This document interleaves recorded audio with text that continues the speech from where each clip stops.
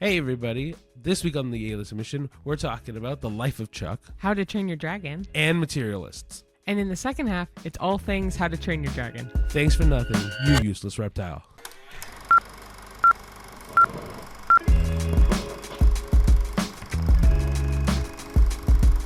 Hello everyone. Hi. Welcome to a new episode of the A-List Mission. Yes, hello, welcome back. Yes, and if you're brand new to joining us at the A-List Mission, welcome. Thank you for joining us for the first time. Hopefully you go back and learn more about us. Like the first episode is all about us. But yeah, so for this past week, some personal things that happened to us are... We had our anniversary. Yeah. Yeah, so our wedding and our first date anniversary because we didn't want to remember two dates. Yeah. Life hack to all those people starting relationships out Yeah, there. literally. Because I've had to tell people, like, oh, when's your anniversary? I'm like, oh, June 10th. And they're like, oh, for like, and I'm like, yeah, no, June 10th, flat, For period. both. Like, But yeah, so Cheyenne and I have been together for 8 years. We've been married for 4. yeah. But yeah, man, it's weird for us because like every time I think about our relationship, it's been wow. This feels like it's been a lot longer than. But 8 also years. like not long enough or like Yeah. very short in times. So. And one of the things that Cheyenne and I kind of pride ourselves in is like, yeah, we still have our moments where we fight against each other, but a lot of it is just like honeymoon phase. Like, Yeah, and I hate when people are like, "Oh, you'll lose the honeymoon phase." Like I remember when we first got married, so many people would tell me that, and I'm like, "Okay, like TikTok, I'm waiting, Yeah, nothing yet." yeah, don't get me wrong. Like, there's still moments where like every couple does. They have their moments where we don't agree with each other all the time, and you've seen it on this podcast. So, but no, like for the most part, it's been very much honeymoon phase, and like I've loved every moment of it, and it's been nice to have someone that is like a partner through a lot of the hell that's going out in the world. And so, Especially through a pandemic. We got married during the pandemic, so yes, there's that. we'll rehash that quick. Like, so Cheyenne's dad is a pastor, and we managed to squeak our license in right before they shut it down again. Yeah, And so we got our license, we had our pastor. yeah, he was a legal officiant. So Yep. And so we just got married in my parents' backyard. My brother is a film guy and like also takes photography and stuff, so he did all of our photos, recorded the wedding video. We had all of our bridesmaids and groomsmen and best men and bane of honor all on Zoom. yeah, so they did the Zoom party, watch party. Yeah. And then it was just, other than that, it was just my parents, my brothers, and Cheyenne's parents. Beautiful sunny day. It was like the best type of wedding you could have. The best part of it was there was a loud motorcycle right through the middle of it, and it was so funny. But yeah, like we had a very simple. Yeah. It was a very simple wedding, very cheap. But like one of the things that me and Cheyenne both wanted to do was like do an actual like not wedding again, but like maybe like a a renewal of celebration. vows type of thing. Yeah. But yeah, that's kind of our personal news for this week. Yep. Not that like nothing happened. It was just that was the big one. I mean, me and Cheyenne also aren't very like, ooh, let's throw a party for our anniversary. We stayed in and watched Wayne's World. Yeah, we like Wayne's World. I never seen it actually. I love that. So I mean, we knew can talk you'd about like it later if you want. But Mm. anyway, yeah. So that's the major personal news. Now we'll go into some movie news. What do you want to start with? Dealer's choice. Okay, I'll do Gatto. All right. Okay, cool. So Pixar, as of yesterday, was it yesterday? Yesterday, which is June 13th, Friday the 13th. Oh yeah, true. Yeah, Pixar has announced they're doing a new Pixar movie called Gatto, which is by the same director as Luca, Enrico Casarosa, and it takes place in Italy again. And But it's a black cat. yeah, it's the whole movie is about Nero, who is indebted to a feline mob boss and has to forge himself with an unexpected friendship. And that would lead him into maybe finding his purpose in life.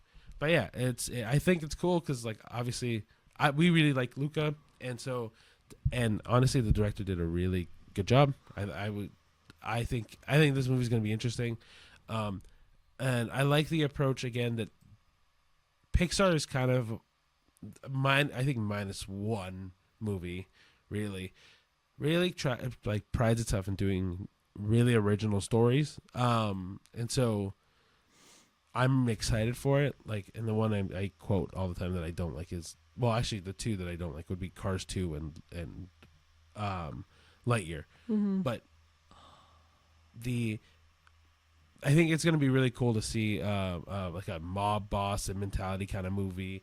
But also at the same time, like I really do hope that this pans out well. I like original stories. I'd rather see more original stories than just like the carbon copy.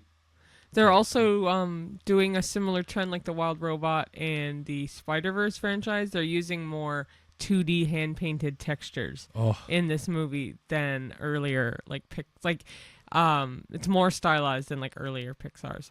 Gotcha. It's also coming out summer of 2027, so there are 3 Pixar movies ahead of that to look forward to. Yeah, so next week, Elio comes out. Then it's going to be Hoppers of next year. And then Toy Story 5 next year. Cool. Yeah. So that's all about Gatto. Next thing on the list is one I'm excited for. So Robert Eggers, if you know him, you know we were not huge fans of his Nosferatu, which I still want to give it another chance. Or Lighthouse. I'm not. Or The Witch.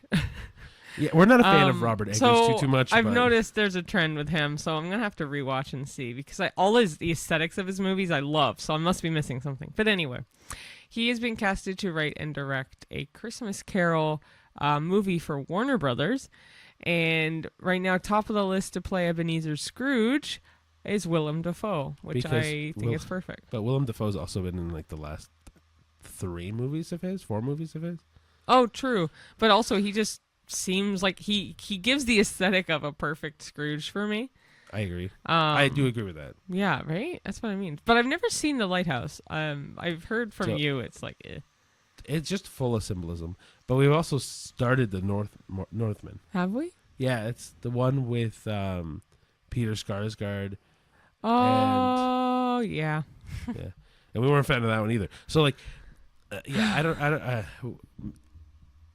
not to say that Robert Eggers is a bad director by any means. He's really good. It's just his movies don't cater to our style. That's all. I could be wrong though, but I love the aesthetic of his movies so much. But so what am I missing? I don't mean aesthetic, because aesthetic, we like any kind of aesthetic. Yeah. Like we'll sit through any kind of aesthetic.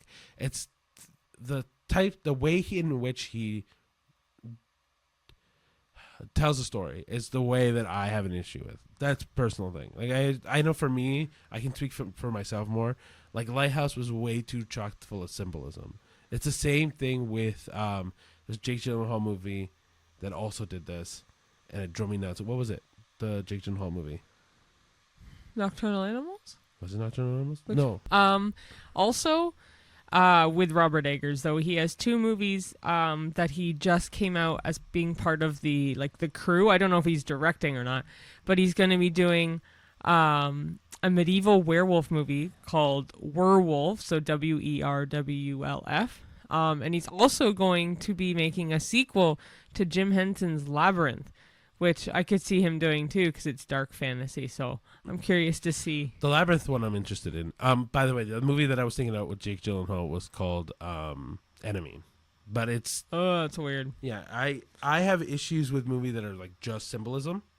It's just because for me, like I can't... A lot of times I can't grasp onto a character as hard. Like for me, I need something to connect with. Yeah. And once the movie is kind of just fully symbolic, it's hard for me to connect. Okay, so the next one is more Pixar news. Yeah. Is Pixar's Incredibles 3 sets its new director and confirms Brad Bird comes back as writing it, which is great because like Brad Bird directed the first 2. He's also I can't remember, who does he play in the movie? Does he play Edna? Brad Bird? Doesn't he play Mr. Incredible? He might play Mr. Incredible. No.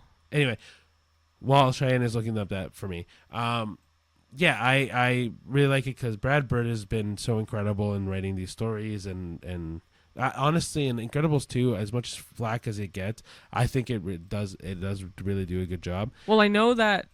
Side note, I do know he plays Edna mode. You can keep talking, but Okay, I do know he plays Edna. Okay, so anyway, but yeah, like I think keeping on the same director, but keeping on as the same director, or not the same director, same writer. And keeping him kind of like a through line throughout all three Incredibles movies, I think is a smart move for sure. The new director, what's the new director? The new director is Peter Sohn. He did The Good Dinosaur and he did Elemental. And a lot of people bashed on The Good Dinosaur, but I implore you to watch it because it's actually an excellent movie.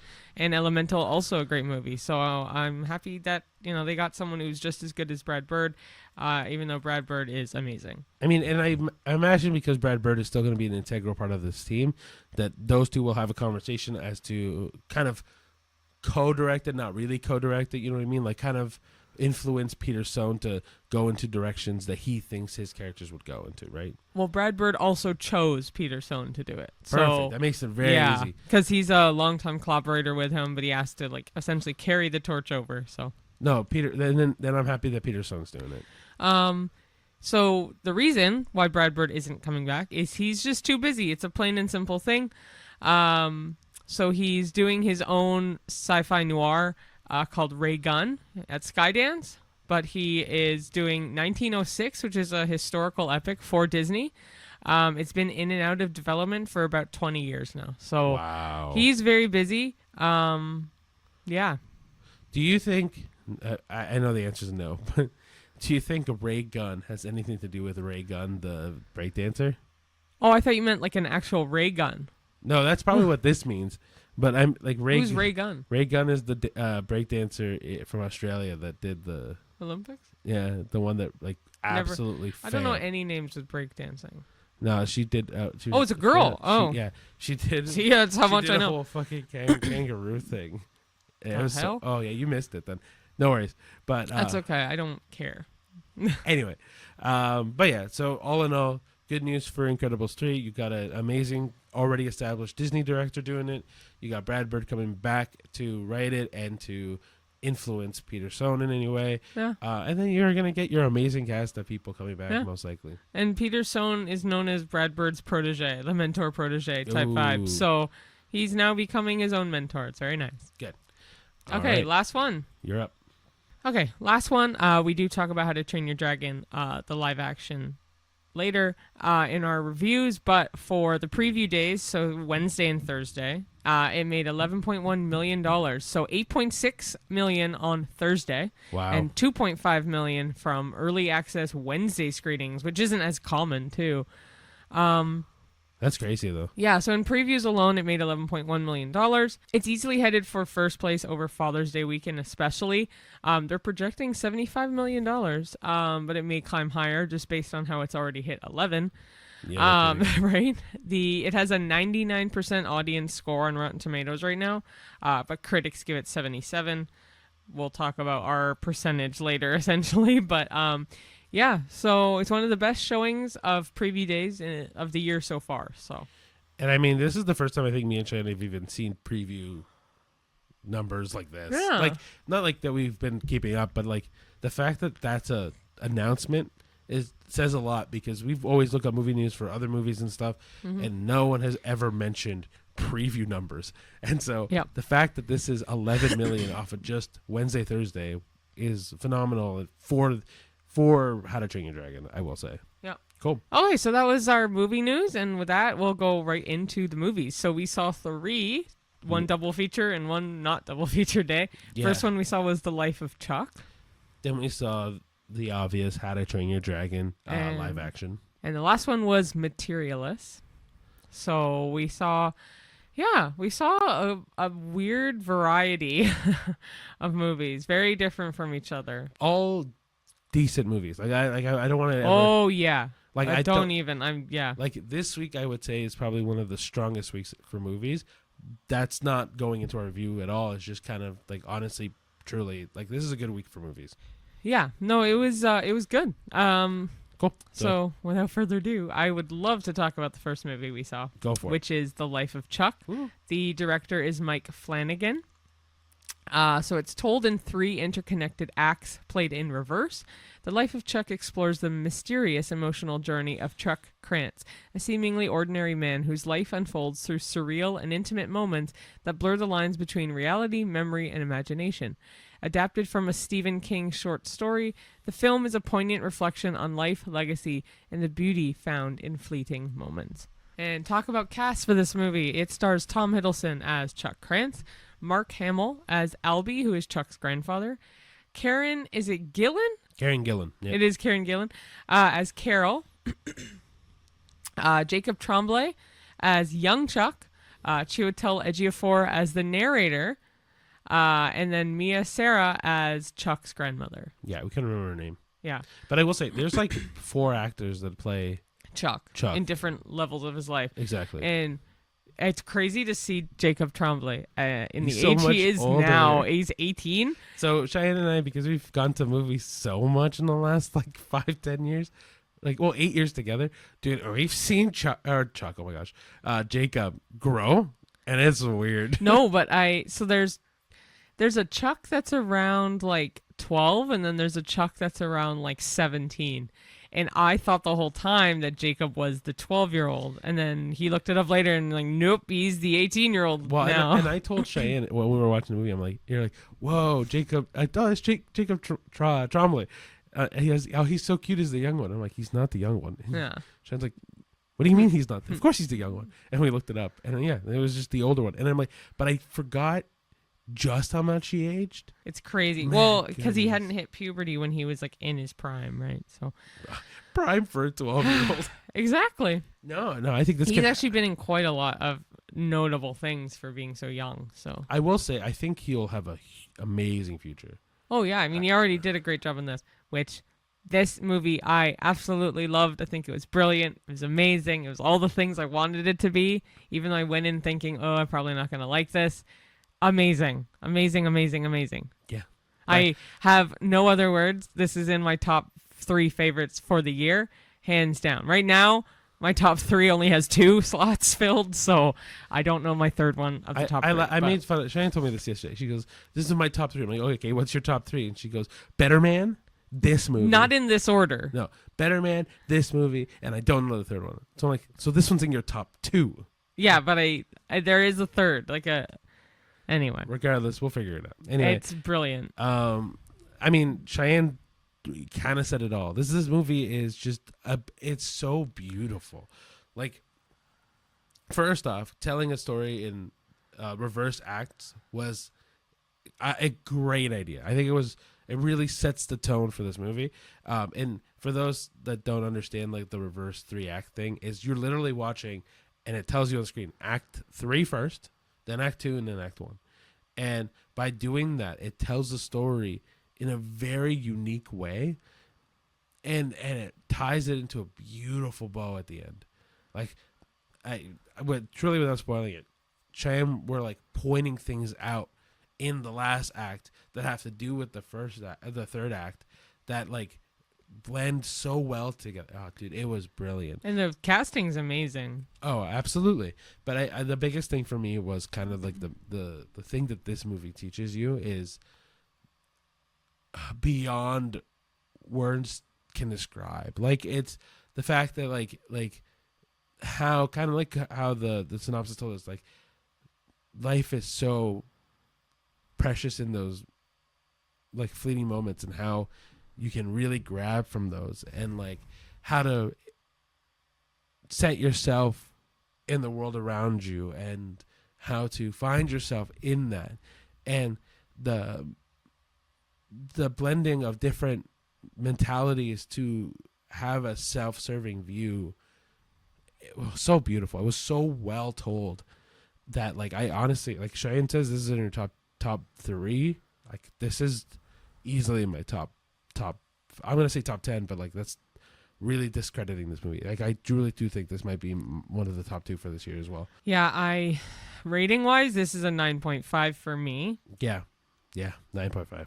Yeah. Like, this is gonna be a movie where I might change to a 10 later. Oh, possibly too, but like for me, it's on par with Better Man right now. I can't choose between the 2, but I love this movie. It is brilliant. It's one of those movies where, like, I checked the time when the trailers finished to see how long the trailers would take, but not once did I check my watch to see what time the movie was. I was just so enraptured by this movie. I didn't want to know the time. I didn't want it to end. I just wanted it to keep going. And I love Stephen King's novels and his movies based on his novels, and this was no exception. Yeah, I think this movie could have gone for another 2 hours and we would have been okay with it. Yeah. And yeah, it's just gorgeous. It kind of leaves a few unanswered questions for me at the end, but it's like you don't care. Like I understood the movie. I think me and Shay, I did a little bit of like, oh, can you explain a little bit more of the story? Like I just Googled it, just kind of like get a sense of it. And yeah, there were like, if Reddit is great for answering some questions like that. And so Reddit gave me a few more answers to read into. And like, I really understood it even more beautifully by the end of it. But yeah, like this is, me and Shay are going to be tied on this one. It's going to be a 9.5 for me as well. And like, I think this has grounds to me to be the best movie of the year. Yeah. Yeah, 100%. Yeah. Cool. All right, so now we'll go to everyone's most anticipated movie of this week, which was How to Train Your Dragon, the live-action version. So the director is either Dean Dubois or Dean Dublois or Dublois, or yeah, it's just because it's spelled Deeblois. You said Dee. Deblois. Yeah. I think I spelled it right, but whatever.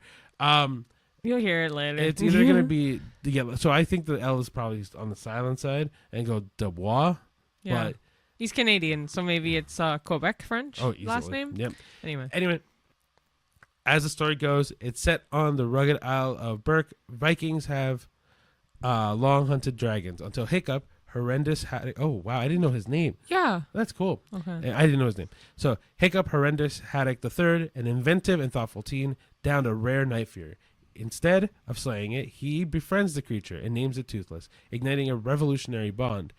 With the help of his friends and mentor, Hiccup's journey challenges his village's deepest fears and paves the way toward a better future. Yeah. So that, if anybody was wondering, it's literally the exact same synopsis as the animated one. So Mason Thames plays Hiccup.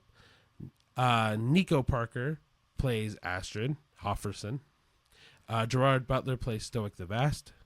Nick Frost plays Gobber the Belch. Julian Dennison plays Fishlegs Ingerman.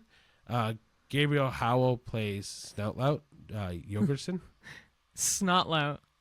I did say Snoutlout. You said Snotlout. Snotlout Jorgensen. And then Bronwyn James plays Roughnut, whereas Harry Trevaldwin plays Toughnut Thorsten, the two blonde twins. Yep. Cool. So that's the live action cast and synopsis. What do you think of this movie? It was okay. I really liked Mason, who played Hiccup. I thought his voice and everything was really good. A lot of people dissed on him for being Hiccup. I thought he did fine. Wasn't a huge fan of Astrid. I just wish she was blonde. I don't care about anything looks-wise except the hair.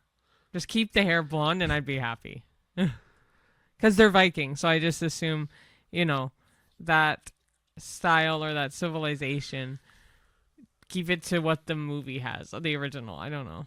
But I only mean it on the hair. Like, she did the rambunctious Astrid fine. Like, I have no angst against her acting or anything, just like the hair. My opinion of this movie is I think it's a great movie. I think it's phenomenal. I think it does the same thing as the original, but to me the thing that holds this movie back is that the original's better. I can't believe you said this one was phenomenal. I can't, because I love the How to Train Your Dragon. The original series is so deep and so thought-provoking. Okay, the whole it's trilogy. The exact same movie. Like, from beginning to the end, it is the exact same movie. The only thing that I thought maybe was different was the intro. I felt was shorter this time than the original, but that's just me. I don't think that's true. I don't know.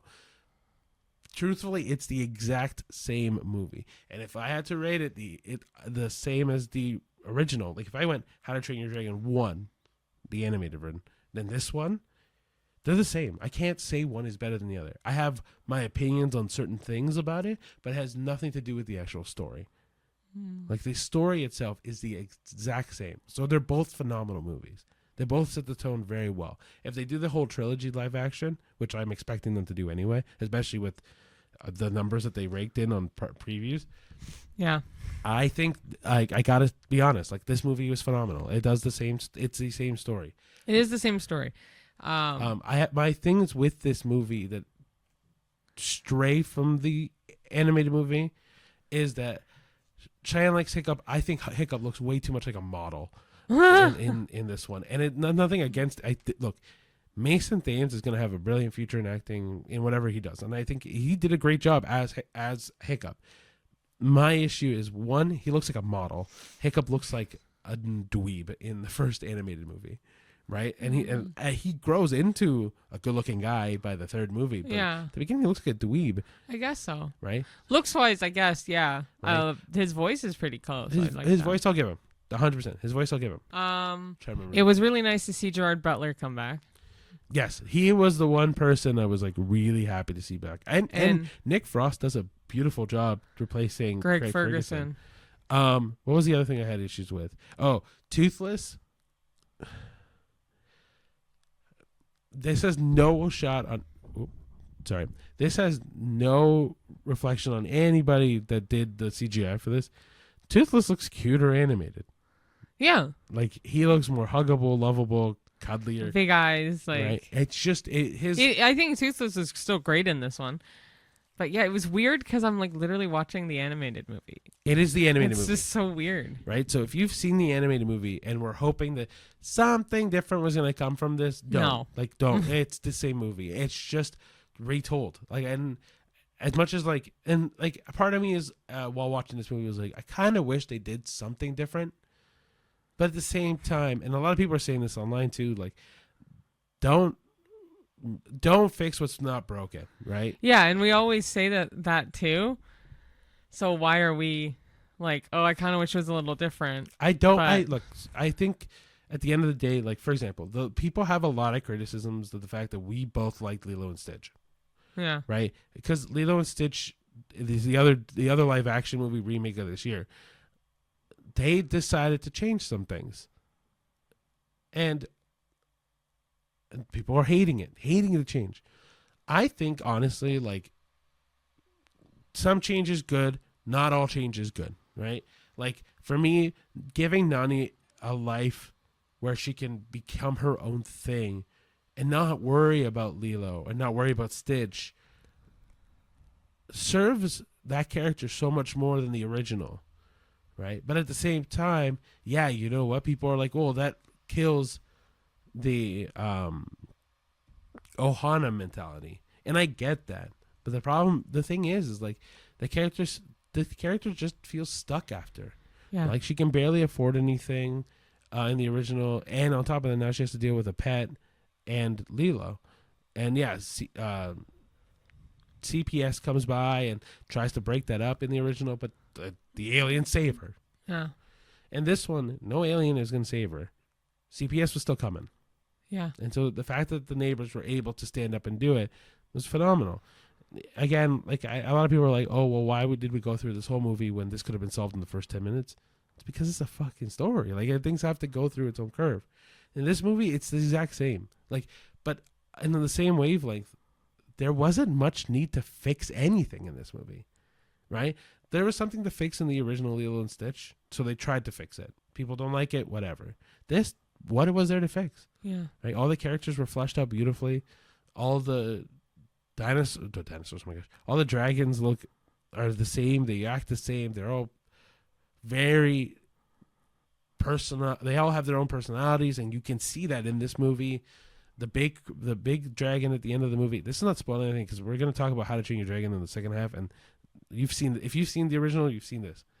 But like, the big dragon at the end, like, looks menacing and terrifying, and like, you know what I mean? All of it is the same. And it's just live action.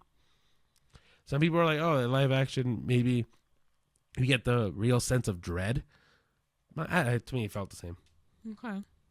What do you think? I thought it was a cute movie. I just preferred the animated style in a movie like this, not so much real life. And I think that's going to be the biggest thing that differs from our rating and like the rating of the animated movie. Because the animated movie, to me, is like, honestly like a 9 out of 10 in terms of like Yeah. animated movies. Like, and I mean that seriously. The overall trilogy, I'd give a 9 out of 10 for like, sure. It is beautiful. The ending's great. Like, it's all really good. This movie is gonna take just because it's live action, and it sucks that it is that, but it is that, right? It'd be the same thing if we did The Lion King. The original animated movie was amazing. The live action was useless. Like, I would give this one like a 7.5. Yeah, I'll do the same. Oh, okay. Yeah, like I think. Copycat today. Okay. Oh yeah, because I'm copying you. Rating wise, yes. Yeah, but that's because you go first. If I went first, I'd be saying you were copying me. You can definitely go first on the next one because we'll have differing numbers. So. Yeah, that's true. Anyway, it's your turn. Okay. So the last and final movie we saw was Materialists. It is an A24 movie, interestingly enough. Yes, I love A24. Yeah. Director was Celine Song. So Lucy is a savvy high-end matchmaker in New York who prides herself on pairing elite clients based on practical perfect match criteria. At an upscale wedding she reconnects with John Pitts, her emotionally resonant but financially struggling ex, while also catching the eye of Harry Castillo, a charming and wealthy new suitor. As Lucy navigates this love triangle, she confronts how much weight to give emotional depth versus material stability, forcing her to redefine what she truly wants in love and life. So the main cast, there's 3. Dakota Johnson is Lucy, Chris Evans is John Pitts, and Pedro Pascal is Harry Castillo. There are other people, obviously, but the main 3 to note in this movie are those 3. And go. Do you want me to go first? I mean, I can go. I don't like romance movies of any degree, whether it's comedy, drama, whatever. I'm not a fan. This one was decent, and I appreciated the overall story. I only went to see it because, 1, the podcast, and 2, Pedro. I will watch Pedro in a suit any day. So, no, but it was cute. They honestly did a really, really good job. And A24 did a really good job because I actually liked this movie. So that's saying something, especially for romantic movies. So this movie I thought was really good. I think it did a phenomenal job of kind of like, so fitting that we're watching this week on the week of our anniversary, but like this movie to me kind of like, not that I ever needed a reset, like not a reset, like a readjust on like the focus of our relationship, but it somehow did that. Yeah, because like, you definitely, no offense, but you definitely give off Chris Evans' character. Yeah. And in some points, I feel like I give off Dakota Johnson. I can't be the judge of that. You would. But. Yeah. I mean, I see that, but at the same, like for me, the thing is that like, especially in like, not to get like too worldview on this, but like, given the world that we live in and given the like the expense of everything and like the vastness of like, even when you hear people going on apps and like going, because I'd be honest with you, I've never been on a dating app ever. Yeah. Like I found Cheyenne before I guess that time really took off. Thank goodness, because I would not be about those either. No. So, but like knowing the struggle of people going through that now, and like people choosing not even to date anymore because of that and stuff like that, right? Like this movie really kind of, like, for those who are still looking, but also for people who have found like their person, this movie does a great job at like really setting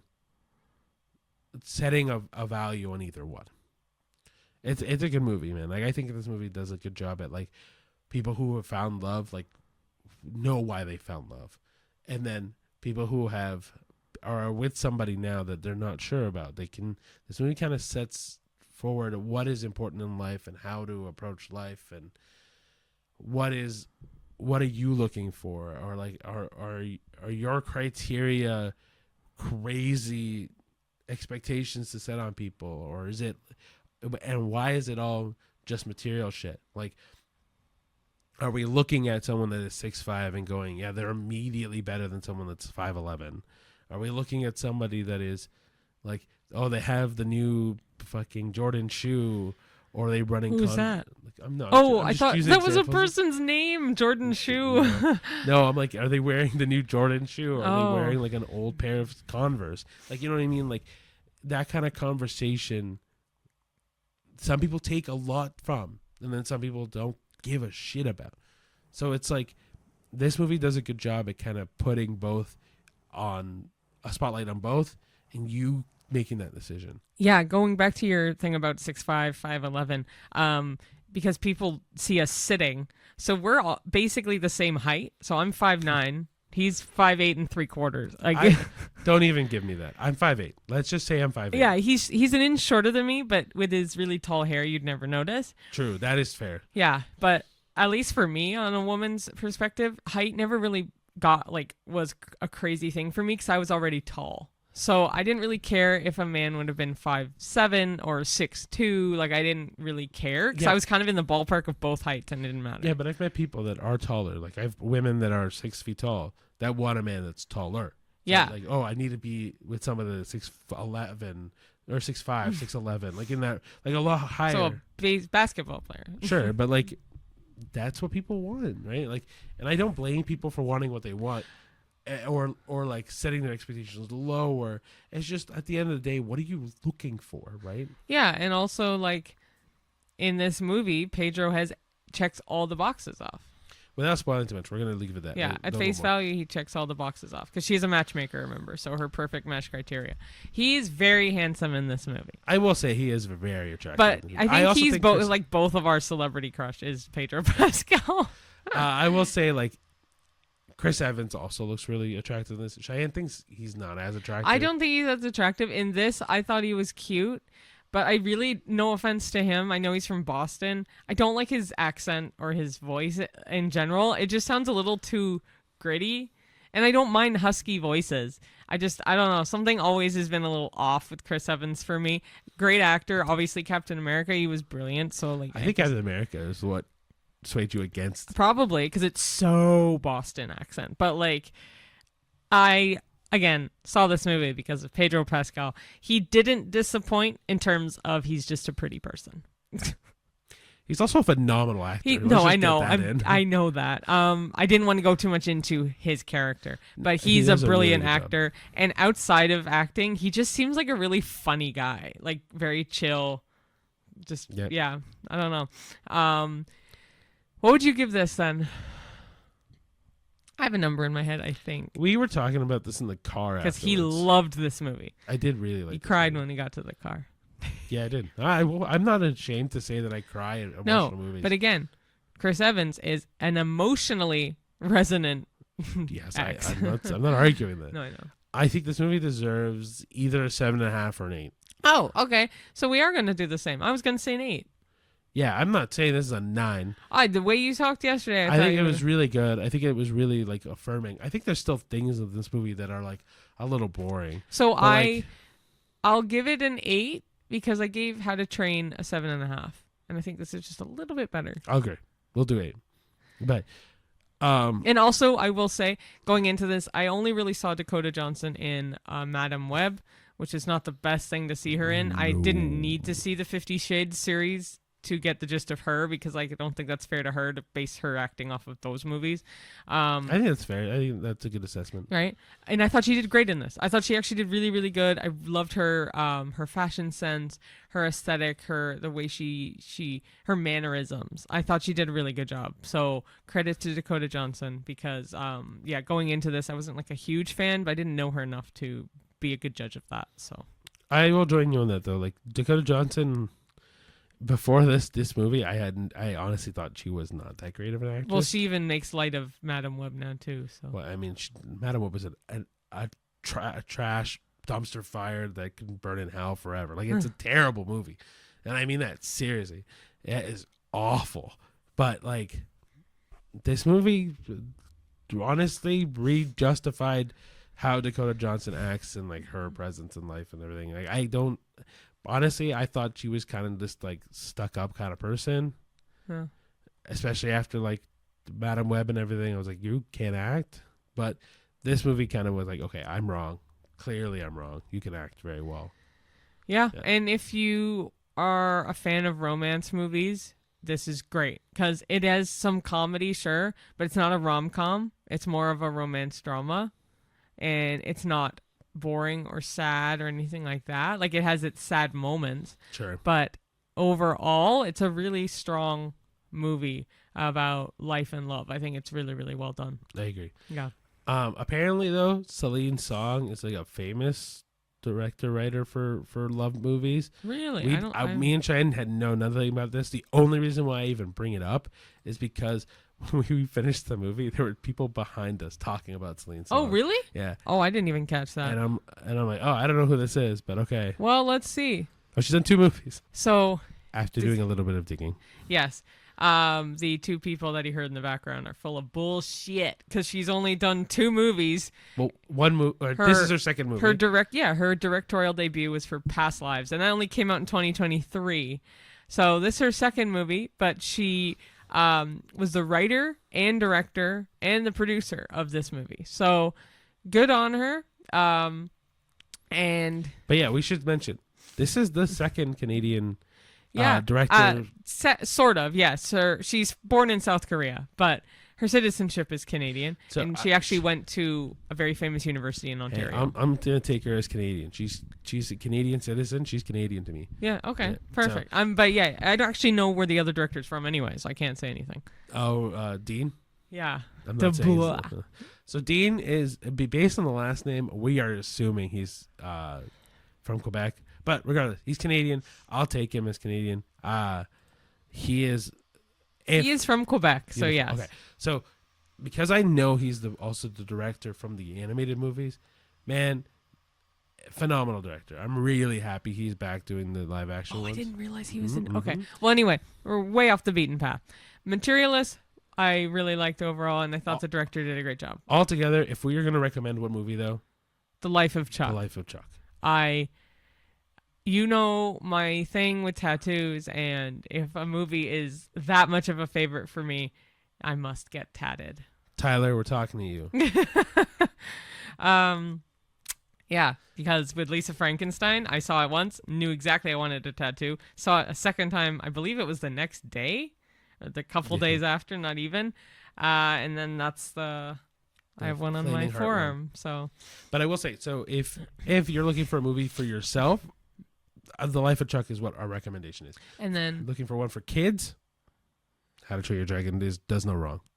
And then if you're looking for love, it's Materialists. Yes, and then based off our ratings, the worst will actually be How to Train Your Dragon, because it's The Life of Chuck, Materialists, and then How to Train Your Dragon. And How to Train Your Dragon gets the worst rating, but only because it's live action. Yeah, the movie, like the story is great. I highly recommend watching the animated, at least the first animated movie before seeing the live action. To get a sense of what's different about it. Yeah, and it's a lot funnier, the cartoon, because they can, but... Yeah. Well, speaking of the cartoon. Yeah, that was our first half. The second half is all about the cartoons. Yeah. And solely because, like, if we're talking about How to Train Your Dragon, it'd be... a travesty. Not to talk about the rest of the trilogy and the animated movies. Yeah. And we're not going to go to the TV show. There's multiple TV shows. We have not watched a lick of that. I didn't even realize there was a TV show. There's 2? I've read her book. So she had a book of dragons. I know she has How to Train Your Dragon and that whole thing. Did not read that. I've read the complete book of dragons or something. It's a hardcover shiny silver book with a That's blue why she grabbed it. Dragon. 100%. I didn't say anything else. But no, I also just really liked the animated style in the book. So, but yeah, we're not talking about the TV shows. We know nothing about the TV shows. We are a fan of the whole series in general, like 1, 2, 3, but with nothing about. And knowing that Universal Orlando has made Epic Universe the new park, and they have opened a section which is the Isle of Berk. It looks great. Hopefully sometime next year when everything's kind of settled down, we can go. Not to get political, but we were planning to go and we had to cancel. The States is a whole thing. It's a lot of unrest that just not the vibe. So we're going to wait till we can crossed. go and we can afford to go also. But yeah, we really do want to go. We also want to go see like the monster section. Huh. What's it called? No, there's an actual name for it. Universal's like the Dark classic Universe. movie. Dark Universe, like the classic movie monsters. That's also what I was trying to get to too. But then they also have the Super Mario, which I'm super excited for. I don't know how you feel about it in particular. Super Mario? Meh. Like Yeah. I like the overall aesthetic of the park section. I think it'll be fun. And the one I know Cheyenne is the most excited for is more Harry Potter. Yeah, I mean, hello. It's literally the Ministry of Magic, and it's the France stuff, or like, fuck the You're not wrong. It's the France. the Fantastic Beasts, like Yeah, that yeah, whole yeah. section. I forget what they call it in it, but Let's say it's like the square, like the French the village. circle in the square. But no, it's we're really excited to go, especially Yeah. because we like for like 3 or 4 of the last whatever vacations me and Cheyenne have been to Universal. yeah, so it sucks. But We really do want to go today. This year. Today, yes, right now. But it's cool because you get to like walk through the flu powder and like all the things. I even upgraded the wands. I could go on and on. Universal, reach out, please. Anyway, so There's let's 7 hone in. questions here. let's own in. So Yeah. this one is, Cheyenne said 7 questions about the How to Train Your Dragon animated series that can get us into a full conversation about it and what we love about this series and all that fun stuff. Cool. All right, you want me to go first? Cool. So who's your favorite dragon and why? I mean, I could say Toothless because it's just Fair. he's the OG and he's just so freaking cute. His eyes and like he's like a puppy. He's so All right, cute. so if you weren't going to do Toothless, who would be your favorite dragon? I don't know. You got to think about it. One of the babies that Toothless and the babies. Light Fury have. That is fair. Because I like Light Fury's very pretty. So probably that Light Fury. Light Fury? Cop out answer, but okay. Why? Name another dragon. I don't know their names. Yeah, exactly. But I know whose dragon is what. I know. Like Astrid's dragon looks cool and stuff, but I really liked in the 3rd movie was it? No, the first. It's the first movie. The really big dragon that comes out of the mountain, the villain dragon. In the animated movie, it has a bunch of spikes on his head and looks like very. I love the look of that dragon. fair. It's a really cool, like, well done dragon. Yeah. Well, it's also very menacing, Yeah. and I think it looks wicked. And the fact that you see, like, compared to the other dragons in the first movie, especially, like this monstrous, huge thing come just crushing through a whole mountain. Like it makes you go, holy crap! I didn't know dragons could be that big. Mm-hmm. So, and I think, and also makes Stoic look fucking phenomenal. Yeah. Right. Okay. Go. Which How to Train Your Dragon movie is your favorite, and what makes it stand out? I think it's the second one. Why? What makes it stand out? Spoiler for the second one. Stoic dying. Oh, he dies in the second. I couldn't remember if it was the second or the third. Stoic dying is, to me, the ultimate sacrifice of his love for Hiccup. Yeah. Right? Because he doesn't die for anybody else. And even though he has his wife back, because the wife comes back. But that was a nice thing, too. He had his wife before he died. That, too, right? He had his moment with his wife. Oh, you're so close. Volca? Volca. I think it is Volca. But yeah, for me, it was like, for him, it was a no-brainer. It was him or his son, and he wasn't letting his son down. And the emotional weight of that movie in general is like, oh wow, Hiccup's mom is back. So you get that first, and then you get the, oh my gosh, so now they're back together. This is great. Hiccup's gonna have his full family again. To the guy controlling Toothless into shooting and killing Stoic. It sets the mood for the rest of the movie. But man, to me it was like, it was truly everything in that moment. Because that movie then, it literally felt like my heart got ripped right out of my chest. But like that movie, it builds and it really shows you, because like the first movie, Hiccup loses his leg. But this movie, you get a lot of loss, and a lot of immediate loss, and a lot of like, what's gonna happen? Whatever happens next will define Hiccup as a character, and the movie does it so well. Like it really ends that that movie perfectly to set up Hiccup to be such a good leader. And he is. Yeah. And like the ending's great. Like the final scene of the movie, he's literally essentially looking for Toothless and like on the boat, remember? That's the third one. Yeah, the ending of the whole trilogy. Oh. It's great because like, will he find him? We don't know, but he knows he's in the hidden world. He does find him. Yeah, I guess so. On the boat. Remember? Oh, yes. But what is your favorite movie? I would have said either the first one or the third one. Because the first one, I'll just go with the first one just because it's the thing that started everything. So That's fair. that's what makes it stand out. Cool. What's the funniest moment in the franchise? I know I already said the last question. Fuck it. What's your favorite moment in the funniest moment? Go for it. You know your answer. Mine more. is, well, you led with the intro. He's like, thanks for nothing, you useless reptile. And it's the way Jay Baruchel says it that is the funniest moment for me. Because his voice is just funny anyway. But I'm so glad they kept it in the new movie. That's not a spoiler, but like that quote is in it, yes. It is. I'll admit it's probably one of the funniest scenes that come in that movie. But man, I can't think of one that's funnier than that. There's a lot of good ones. So I mean, you could just say that one. So I'm gonna stick to the first movie anyway because, because we just watched the How to Drink the live action one. The first movie funny moments are more hitting me now than the other two movies. But the one that I could think of is the one where Gobber goes to Hiccup and goes, "You just need to change all of that, or you just need to change this." Yeah. And he goes, "You just gestured to all of me." Exactly. Yeah. You just can't be you. That's a good. It's one of those moments where you're like, "Wow, you're such an asshole." That's a good one.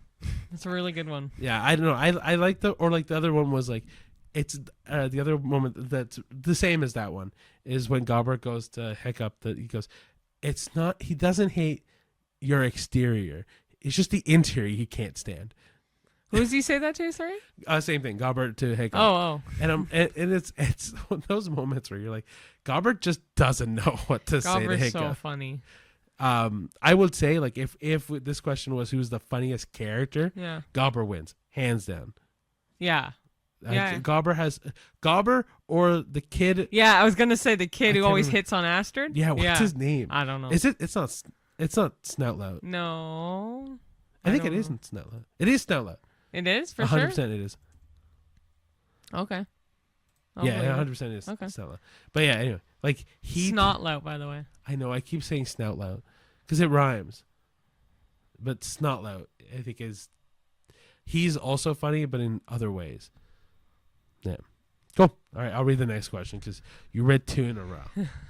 How do Hiccup and Toothless evolve individually and as a pair throughout the trilogy? Oh gosh, this is too much of a deep question for me. It's early. I mean, they both grow up together. They each find their true love. They both have kids. They are like the band of brothers. Like they grow up as brothers through everything. And when it's time for them to part, they Hiccup has the common sense that, yeah, Toothless, you need to go be with your own kind. I need to be with my own kind. We'll always be there for each other, whether we're apart or not, you know? Yeah. That's basically how I would have answered that too. Like the thing is, like, when they both bond together, it matters so much at the beginning because they both learn from them, right? Dragons learn to trust humans and humans learn to trust dragons.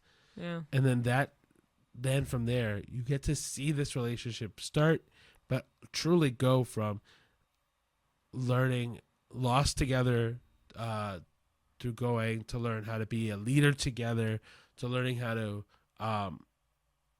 to adapt and learn and consistently grow like that together. And then when it's time for them to, or like when Toothless never interfered when Astrid and Hiccup met and their relationship together. But as soon as another dragon comes, Hiccup realizes he's being that burden for Toothless. Yeah. And yeah, like the selfish thing to do would be like, no, Toothless, you're coming with me. Forget this girl. But like he realizes he needs somebody to. And then he's holding back Toothless from really living the life he deserves to live. And so the fact that both of them can kind of Like, and you can see Toothless question that decision too. Like Toothless goes, "Are you sure you want me? Are you okay with me going?" Yeah. And it's so beautiful when that part happens, because even when they go back together, it's just as beautiful. Yeah. That's such a good series. Well, do you want to Do you think Stoic was a good father? Why or why not? I think yes. Because he just at the beginning they really make it known that they want him to be not a bad father, just like he wants the best for his son. He wants him to be top tier dragon slayer. That's just not what he is. But I mean, it kind of proves that he is a good father by the second one. So Yeah, but I think for me, like if we stay even on the first movie for a bit, the thing is that, and no one really thinks about this, especially as a kid, right? When you watch these movies, but Stoic is doing this by himself, right? And he knows that his mom, or Hiccup's mom, would be better at being the more nurturing kind of person. But Stoic doesn't have that instinct in him. And he's doing the best he can to help grow Hiccup into being a very responsible, mature human being, as well as, like, because they're Vikings, being able to take care of himself. And he can't do that on his own, right? And so Stoic keeps pushing him, like, and then on top of that, especially at the very beginning of the movie, it's just like, just hide, don't come out, just hide. We don't have to worry about you, just hide. So I think Stoic becomes a better father. Yeah. But I think he's trying his best. Yeah. Yeah. Yeah. Cool. Do you think humans and dragons could have peacefully coexisted long term, or was Hiccup right to let him go? They could have easily peacefully coexisted, but Hiccup knew it was better to let them go because they needed their freedom just as much as humans had their freedom already. Yeah, I think the same thing. Like, I agree with you completely. I think the third movie also puts that into perspective when they're trying to find a place to hold all of these dragons and humans, but then at the same time not be a target, right? Because remember, that guy is just chasing them, trying to kill all the dragons, right? Especially the Night Furies. But I think, like, the reality of it is that, yeah, they could have absolutely coexisted long term if they both had space to do it. Yeah. But they just didn't. And on top of that, Hiccup wanted to make sure all of those dragons had a place to call home. Yeah, and exactly. they really didn't. No, because for Hiccup, it'll always be Burke, really. Yeah. But there's just not enough space. But I think it was right for him to let them go. I agree. Okay, last question. Is the ending of The Hidden World hopeful or bittersweet? And what message does that send to viewers about growing up? I think it's hopeful. Okay. I think it's both, but the answer to me, I'm going to say is hopeful. Because it's bittersweet because letting go is never easy. And like even in the real world, right? As you grow up, you'll lose friends and like you'll lose contact with people that you were really close to at one point in your life. And yeah, that's bittersweet when you go back into it. But the hopeful part of it is like especially even for Hiccup, if like he will grow and have his own life and focus on his life and his people, and he'll grow. He'll have the kids that he has will be phenomenal human beings. But that he will never lose his love for Toothless. That is not going away ever, right? And if it's a friendship that'll last the test of time, like you see on the boat, when he comes back to it, it's immediate. Like as soon as Toothless smells Hiccup, eyes widen again, this playful demeanor comes back in. So cute. It is gorgeous. Yeah. Right? So I think the message that it sends to viewers about growing up is that if you have a friendship that'll last the test of time, you don't have to worry. Yeah. And I think that like echoes me and Cheyenne too. Like I know some of my friends that I have that I haven't talked to in like years sometimes. But I know that if I call them up tomorrow or today, they'll answer and we'll chat for hours. Yeah. And that doesn't mean that like I love them any less. No. It's just our relationship. Yeah. And he has his life and I have my life, or like my friends have their lives and I have mine. Yeah. But it doesn't mean that we're getting in the way of anything.